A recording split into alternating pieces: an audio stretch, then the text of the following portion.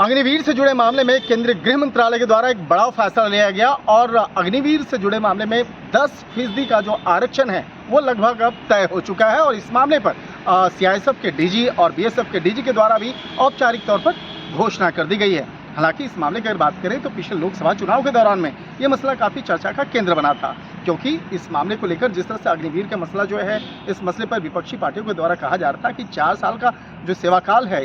उस अग्निवीर को तो दिया जा रहा है। और जिस तरह से जून 2022 में उन अग्निवीर स्कीम लाई गई तो 4 साल का तो ठीक है, लेकिन उसके बाद फिर ये कहाँ जाएंगे। तो उस वक्त में बताया गया था कि वो जो भी जिनकी सेवा है उसमें से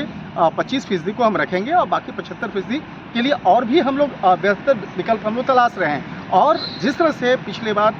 केंद्रीय गृह मंत्री की अगर बात करें, अमित शाह के द्वारा, इसके साथ साथ अन्य केंद्रीय मंत्रियों के द्वारा ये कहा गया था कि उन अग्निवीरों के लिए भी हम लोग बेहतर एक विकल्प तैयार कर रहे हैं। तो कहीं न कहीं कहा जा सकता है कि केंद्रीय गृह मंत्री के द्वारा जो एक भरोसा दिलाया गया था, जो बयान दिया गया था, अब उसे पूरा किया जा रहा है। और अग्निवीर के लिए जो 10% का आरक्षण के साथ साथ उसकी आयु से संबंधित भी आरक्षण दिया जा रहा है। जो पहला बैच है उनके लिए 5 साल और जो बाद वाले बैच है उनके 3 साल का आरक्षण का प्रावधान किया गया है।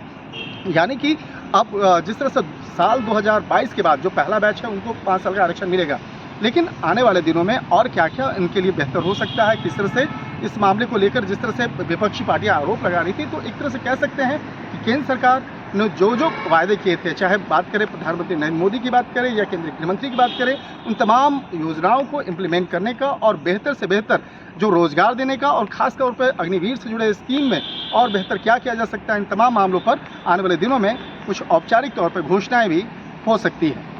शंकर आनंद, न्यूज़ 18, दिल्ली।